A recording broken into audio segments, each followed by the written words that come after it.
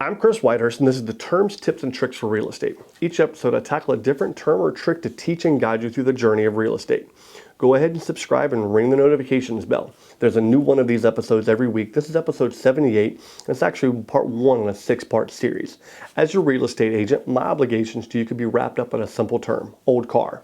Each letter represents a different obligation. If you want an overview, you can see episode 63. Today, we're talking about part one, obedience. I'm obligated to carry out reasonable requests of my clients.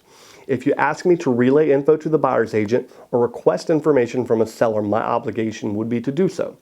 I am not allowed to do anything that is illegal or unethical or something that would breach my obligations to the other side of the transaction.